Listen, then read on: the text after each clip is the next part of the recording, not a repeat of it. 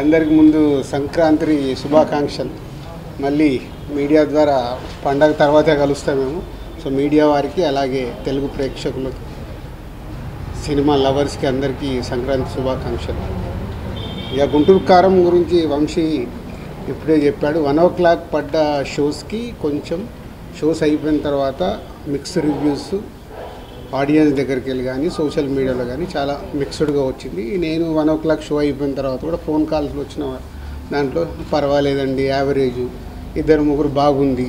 So but నాకు పర్సనల్గా cinema చూసినప్పుడు నేను ఏదైతే ఫీల్ అయ్యానో మళ్ళీ దాన్ని నేను క్రాస్ చెక్ చేసుకోవడానికి నేను సుదర్శన్ థియేటర్లో నేను మళ్ళీ సినిమా సెకండ్ టైం కూడా చూడడం జరిగింది. సో ఇది proper Mahesh Babu characterisation base చేసుకొని చేసిన సినిమా. Is a family emotions, mother and son emotions మీద ఉండే సినిమా.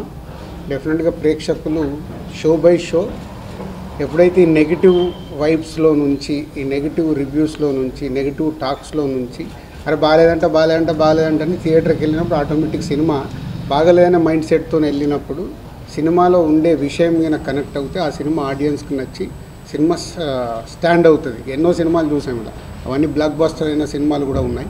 సో గుంటూరు కారం కూడా మంచి ఫ్యామిలీ ఎంటర్టైనర్. ఈ సంక్రాంతికి ఫ్యామిలీస్ అందరూ కూర్చొని హ్యాపీగా సరదాగా ఎంజాయ్ చేసే సినిమా. సో నేను సుదర్శన్లో చూసినప్పుడు కూడా అదే ఫీల్ అయ్యాను.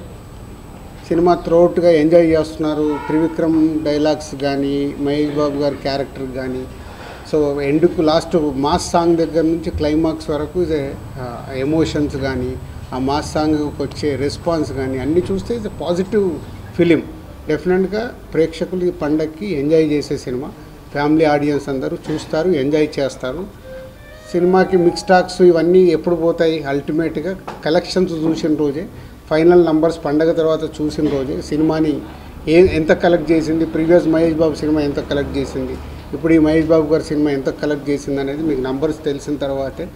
అప్పటి వరకు మాట్లాడినా కూడా ఏమైనా చేంజెస్ వచ్చే అవకాశాలు ఉంటాయి. సో ఇంకా 4 days పండగ అయిపోయే వరకు ఎవరి మీద మనం ఎవరికి కామెంట్ చేసేది లేదు, చెప్పేది లేదు. సినిమా బాగుంటే చూస్తారు.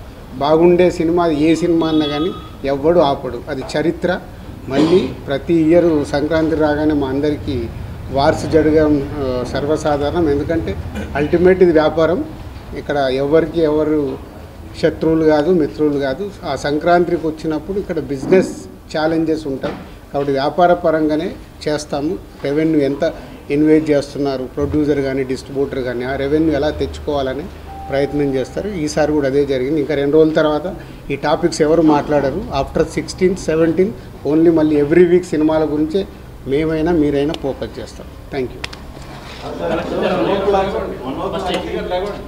1 o'clock మిక్స్డ్ టాపిక్స్ అన్నారు. అంటే డెబ్యూట్ షోలు పెట్టి 2000 అలా టికెట్లు ఎక్కువ రేటు పెట్టడం వల్ల ఫ్యాన్స్ డిసప్పాయింట్ అయ్యారా, లేదంటే మహేష్ బాబు క్యారెక్టర్కి లోపం పెట్టడం వల్ల మీరే అడుగుతున్నారు కదా, మీకే తెలుసు, అందుకే ఎక్కువ మాట్లాడితే ఎందుకు మహేష్ గారు ఏమన్నారు ఫ్యాన్స్తో చూసారు కదా, మహేష్ గారు